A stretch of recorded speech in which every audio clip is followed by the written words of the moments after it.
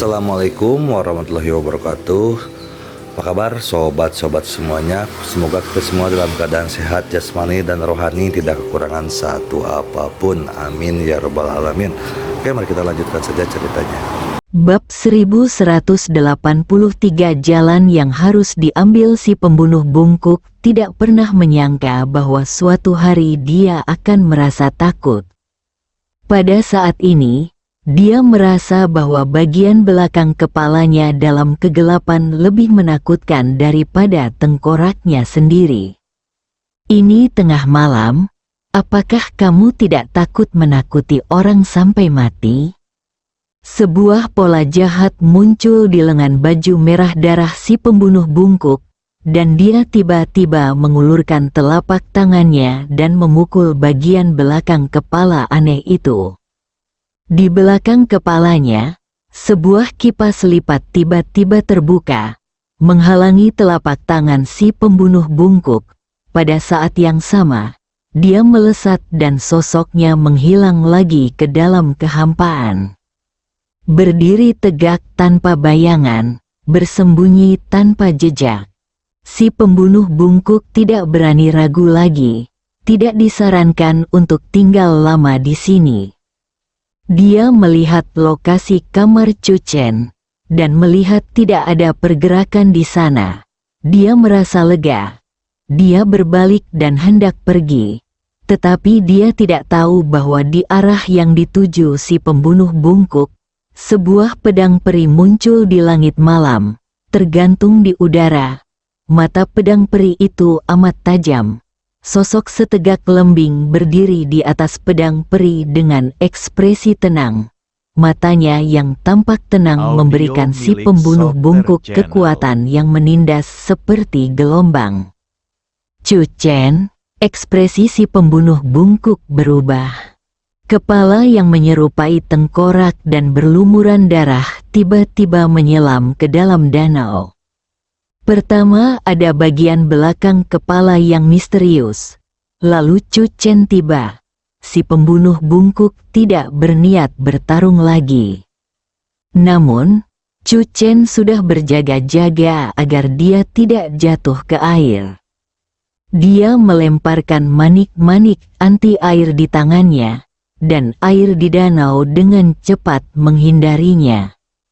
Pada saat yang sama, Chu Chen menggunakan teknik pengendalian pedang, dan sebelum si pembunuh bungkuk jatuh ke dalam air, pedang abadi itu menebas pakaiannya yang berlumuran darah. Pembunuh bungkuk itu terkejut dan melompat dengan panik, namun yang menyambutnya adalah cahaya 7 kipas lipat, seperti pelangi di tengah kegelapan, menggambar lengkungan yang sangat indah dan mengenai pembunuh bungkuk itu dengan tepat. Dengan suara keras, si pembunuh bungkuk terlempar ke samping dan jatuh di bebatuan di tepi danau. Pembunuh bungkuk itu panik dan merasa tidak percaya. Dia dengan jelas menyadari bahwa Chu Chen telah kembali ke kamar. Jadi bagaimana dia bisa tiba-tiba jatuh dari langit? Sejak menyelinap ke rumah besar ini, si pembunuh bungkuk merasa bahwa ia dapat mengendalikan segalanya. Dia menciptakan rasa krisis bagi Chu Chen dan membuka jalan bagi Chu Chen untuk bergabung dengan Blood Tone.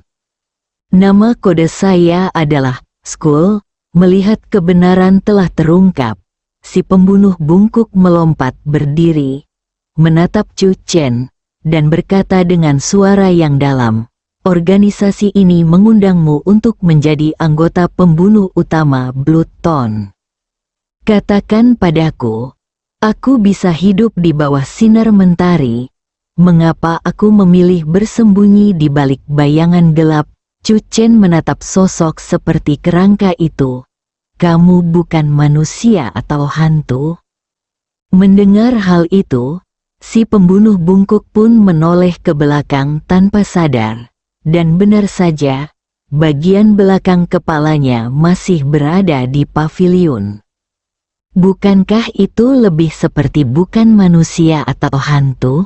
Si pembunuh bungkuk tidak merasa puas. Chu Chen, kamu selalu bangkit di era baru. Kejayaanmu yang sementara tidak berarti bahwa perjalananmu akan mulus di masa depan. Pembunuh bungkuk itu berkata dengan suara berat, kau memulai dari debu, tanpa ada yang bisa diandalkan. Ada terlalu banyak hal di negeri ini yang tidak kau ketahui. Semakin kau menonjol dari keramaian, semakin kau perlu mencari tempat berlindung. Kalau tidak, di masa depan, pembunuh bungkuk itu berbicara kata demi kata, angin akan menghancurkanmu. Chu Chen menyipitkan matanya sedikit.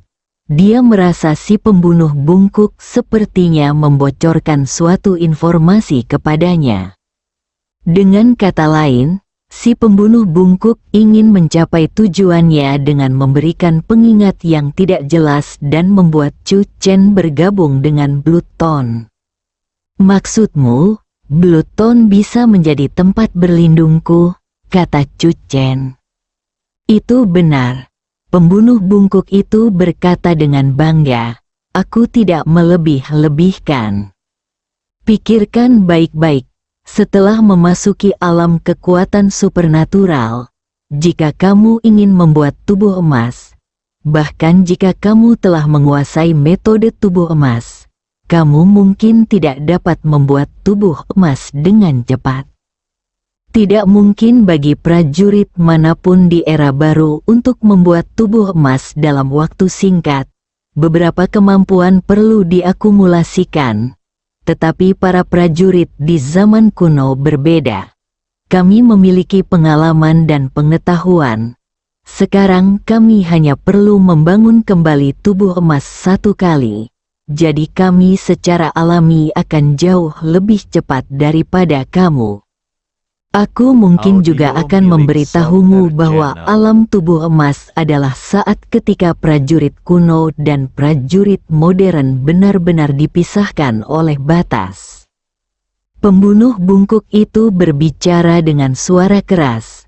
Prajurit kuno yang pertama kali memasuki alam tubuh emas akan mencapai alam kesengsaraan dengan kecepatan lebih cepat. Pikirkan baik-baik. Anda adalah pemimpin prajurit era baru, dan Anda belum menciptakan tubuh emas. Orang-orang lainnya, tidak perlu dikatakan lagi, akan hilang di antara kerumunan cepat atau lambat. Setelah si pembunuh bungkuk menyelesaikan kalimat terakhirnya, dia tiba-tiba merasakan hawa dingin di punggungnya, seperti pisau yang memotong pantatnya.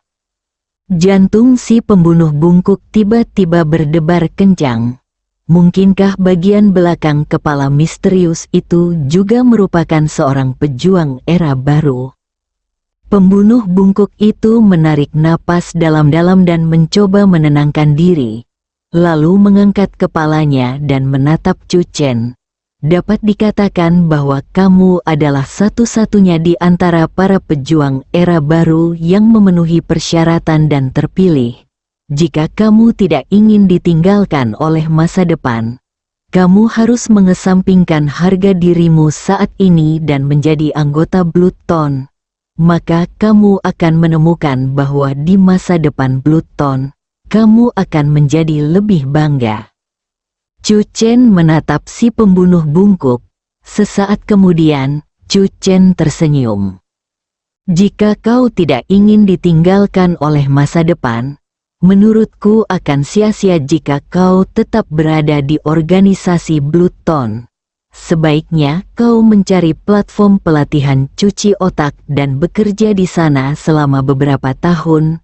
Mungkin kau bisa menjalani kehidupan yang baik di era baru. Chu Chen berkata, jika kamu tetap di Blood Tone, kamu mungkin tidak punya masa depan. Pembunuh bungkuk itu berwajah muram dan memiliki pandangan jahat di matanya. Jelaslah bahwa Chu Chen tidak memasukkan kata-katanya ke dalam hati. Jika aku memberitahumu bahwa dalam 3 hari terakhir, setidaknya ada 5 orang alam tubuh emas yang muncul di organisasi Duri Darah. Apakah kamu akan tetap tenang seperti sekarang? pembunuh bungkuk itu harus mengejutkan Chu Chen malam ini. Ini adalah berita yang seharusnya diblokir oleh organisasi. Hanya dalam 3 hari, 5 orang di alam tubuh emas lahir. Harus saya katakan, inilah dasar sejati para prajurit kuno. Chu Chen menatap si pembunuh bungkuk. Organisasi Bluton, 2000 tahun yang lalu, memiliki kekuatan komprehensif yang tidak lebih lemah dari 10 sekte utama. Namun, di antara 10 sekte besar yang pernah berhubungan dengan Chu Chen, yang terkuat hanya dari sekte Dao yang berada di alam tubuh emas setengah langkah. Namun itu sebelum pertempuran besar di laut, pembunuh bungkuk telah menjelaskan dengan sangat jelas bahwa alam tubuh emas organisasi Duri Darah juga telah lahir dalam beberapa hari terakhir.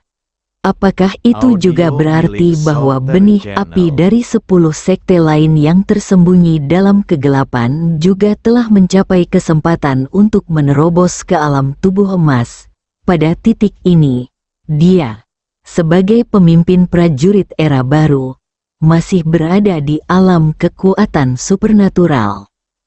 Tinggi di langit, seekor burung berwarna-warni melihat ke bawah. Tidak peduli seberapa banyak si pembunuh bungkuk berbicara, dia bertekad untuk tidak menyerang Chu Chen. Chu Chen tidak berada di alam tubuh emas, tetapi dia memiliki pedang abadi pembunuh banteng. Ini adalah monster yang dapat menghancurkan tubuh emas dengan kekuatan magisnya. Tentu saja, Banteng Ilahi 5 Warna tidak berani meremehkan organisasi Duri Darah.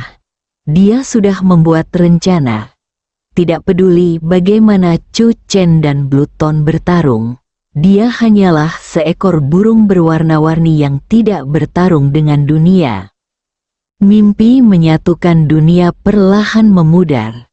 Sekarang, sebaiknya kamu pikirkan baik-baik apa yang aku katakan.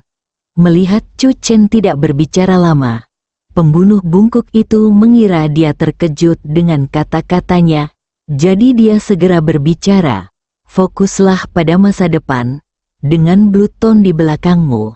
Di depan umum, kamu masih pahlawan Chu yang terkenal di dunia, dan secara pribadi, Bluton akan mendukungmu. Ini adalah jalan yang harus kamu ambil. Bab 1184. Angkat tanganmu untuk menegakkan keadilan, dan tutupi tanganmu untuk menghancurkan Duri Darah. Itulah jalannya. Suara si pembunuh bungkuk bergema di benak Chu Chen. Angin malam bertiup melintasi danau, membawa hawa dingin. Chu Chen menyipitkan matanya dan menatap si pembunuh bungkuk. Setelah pertempuran besar di laut, ia tinggal di Susan selama lebih dari sebulan. Meski dunia luar tampak tenang, sebenarnya ada arus bawah. Khususnya, kekuatan para prajurit kuno diam-diam bangkit kembali dan menjadi lebih kuat. Ketika mereka membangun kembali tubuh emas mereka satu demi satu, mereka juga membangun kembali kepercayaan diri mereka. Mereka akan berdiri pada waktu yang tepat dan melangkah di era baru ini lagi. Chu Chen, Raja Era Baru, tentu saja menjadi target nomor 1 mereka.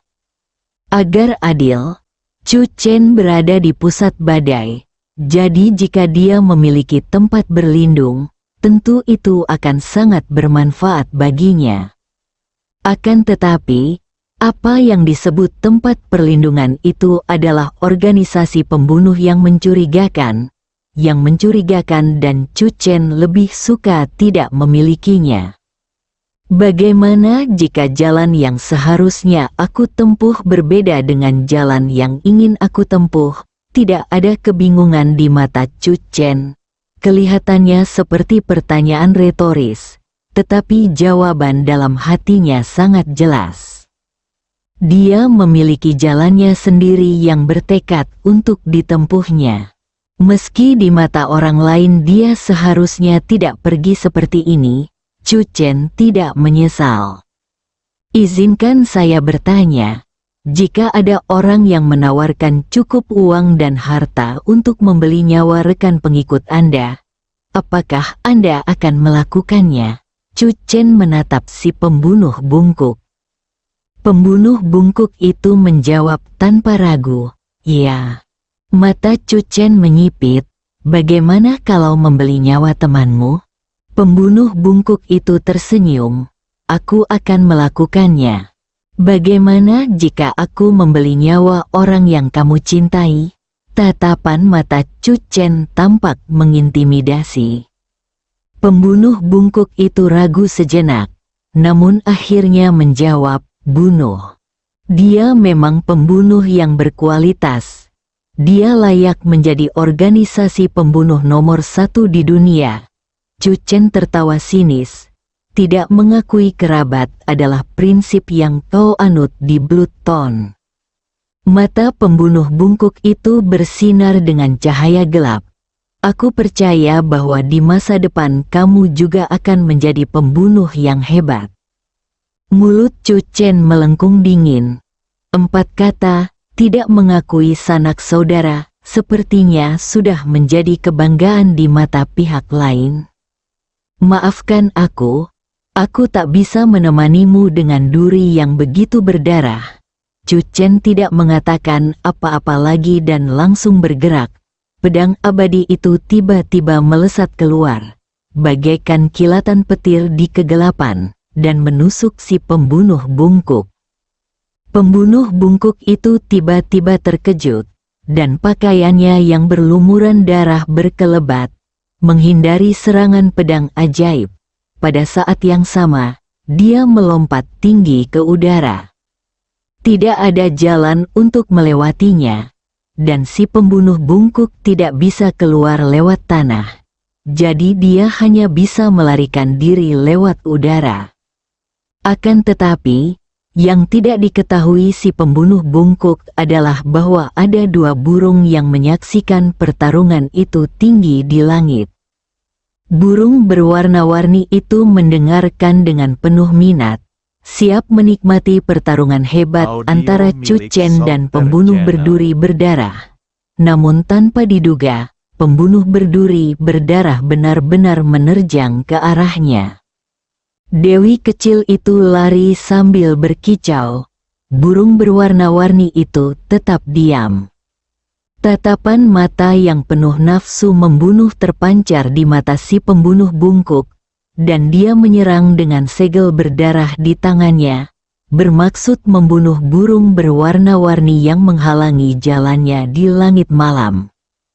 Ledakan. Pembunuh bungkuk merupakan pembunuh tingkat atas yang kuat di bidang kekuatan supranatural. Dalam dunia seni bela diri saat ini secara keseluruhan, dia berada di puncak. Kecuali alam tubuh emas, dia bisa membuat terobosan di langit. Namun, dia tidak pernah menyangka malam ini dia akan jatuh ke tangan seekor burung berwarna-warni. Burung berwarna-warni itu tidak punya waktu untuk menghindar dan bertabrakan dengan si pembunuh bungkuk. Tubuh burung itu tidak hancur berkeping-keping seperti yang dibayangkan, tetapi si pembunuh bungkuk itu jatuh terduduk dengan cepat seakan-akan ia telah menghantam pelat besi. Si pembunuh bungkuk tercengang, dia tertabrak burung. Sebelum dia sempat menghindar, serangan pedang Chu Chen sudah tiba. Kekuatan penghancur yang terkandung dalam pedang abadi yang tidak bisa dihancurkan itu hampir seketika menghancurkan pakaian berlumuran darah pada si pembunuh bungkuk. Serpihan pakaian yang berlumuran darah berserakan di langit. Sebuah tubuh yang sangat kurus muncul di hadapan Chu Chen, tampak rapuh, bagaikan tengkorak. Di pavilion, Jiang Kufeng membuka mulutnya saat melihat pemandangan ini, tetapi akhirnya tidak dapat menahannya. mengangkat teleponnya, dan mengirim pesan kepada Chu Chen. Apakah organisasi pembunuh ini bahkan tidak menyediakan cukup makanan?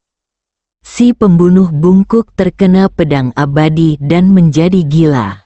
Dia berteriak, "Chu Chen, suatu hari kamu akan menyesali keputusanmu hari ini." Saat dia berbicara, gas hitam aneh tiba-tiba muncul di tubuh si pembunuh bungkuk, dan gas hitam itu melekat di sekujur tubuhnya. Pada saat yang sama, kekuatan jahat di telapak tangannya muncul kembali, dengan momentum yang dahsyat dan matanya bersinar dengan cahaya redup. Sekilas, dia benar-benar tampak seperti kerangka gelap yang merangkak keluar dari neraka. Hati Jiang Kufeng bergetar. Dengan momentum seperti itu, saya bertanya-tanya bagaimana Achen akan mengatasinya.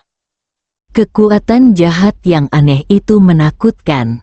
Atau haruskah kita biarkan burung berwarna-warni itu menghalanginya? Jiang Kufeng menatap burung berwarna-warni di langit. Pada saat ini, si pembunuh bungkuk yang dikelilingi oleh udara hitam telah bergegas di depan Chu Chen. Chu Chen mengangkat tangannya dan monumen jasa muncul entah dari mana. Wah, tangan terangkat dan monumen jatuh. Dengan pengalaman di gunung tanpa nama, Chu Chen merasa bahwa berhadapan dengan pembunuh berduri darah semudah makan dan tidur. Makan, tidur dan diambil darahnya. Suara yang jernih. Pembunuh bungkuk itu benar-benar berubah menjadi tengkorak. Seluruh tubuhnya nyaris hancur berkeping-keping dan diratakan dengan monumen jasa. Aura jahat segera ditekan. Bahkan jiwa pun pasti runtuh. Tinggi di langit, burung berwarna-warni itu menatap monumen jasa di mata Chu Chen, dan sedikit rasa takut melintas di matanya lagi. Monster ini, sebaiknya kau sembunyi saja kalau bisa. Jiang Kufeng melompat turun dari paviliun dan tercengang saat melihat si pembunuh bungkuk yang sudah mati. Adegan saat Chu Chen mengangkat tangannya dan menyebabkan prasasti itu jatuh tadi kembali terlintas di pikirannya. Mata Jiang Kufeng tak dapat menahan diri untuk tidak mengungkapkan rasa iri dan cemburu lagi. Achen adalah mercusuar abadi di jalan seorang pejuang. Jiang Kufeng diam-diam bersumpah bahwa dia juga akan mengalami hari seperti itu, mengangkat tangannya untuk menegakkan keadilan dan menghancurkan duri darah dengan tangannya yang lain. Di kejauhan, Song Yan berjalan mendekat, ekspresinya tenang dan kalem. Saat pembunuh berduri darah muncul, dia telah mengantisipasi nasibnya. Song Yan juga mendengar apa yang dikatakan pembunuh berduri darah. Song Yan tidak mempertimbangkannya sama sekali. Tidak peduli jalan mana yang dipilih Chu Chen, dia akan menemaninya sampai akhir. Burung 5 warna milik saudara Feng memainkan peran yang sangat penting dalam membunuh pembunuh berduri darah malam ini. Chu Chen mengangkat kepalanya. Dia seharusnya mendapat penghargaan sebagai orang yang berjasa pertama. Burung berwarna-warni itu sedikit bingung. Kalau dipikir-pikir lagi, Blood Tone Killer sepertinya baru saja menabraknya. Aku tidak bermaksud begitu. Apa hubungannya pergumulan kalian dengan aku? Burung berwarna-warni itu mengembangkan sayapnya dan terbang menuju kegelapan malam. Mata Chu Chen menunjukkan kekaguman. Kamu layak menjadi burung milik saudara Feng. Gayamu dalam melakukan sesuatu sama persis dengan gaya saudara Feng. Kamu berkontribusi dengan diam-diam tanpa meminta pujian. Ekspresi Jiang Kufeng menampakkan rasa bangga. Perbuatan burung 5 warna itu sangat menyenangkan hati sang kaisar.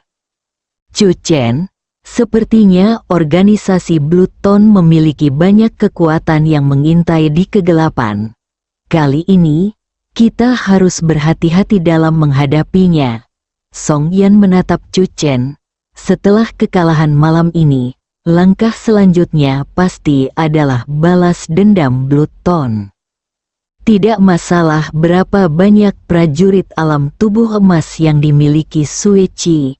Yang penting adalah bagaimana membuat mereka muncul ke permukaan. Chu Chen melirik mayat pembunuh bungkuk itu. Mereka sangat ambisius dan sombong. Tentu saja, tidak dapat disangkal bahwa mereka juga kuat. Chu Chen menarik napas dalam-dalam. Dia juga tidak menyangka bahwa tantangan terbesar yang dihadapinya sejak kebangkitan energi spiritual bukanlah 10 sekte utama, tetapi organisasi duri darah yang muncul secara aneh. Bersambung.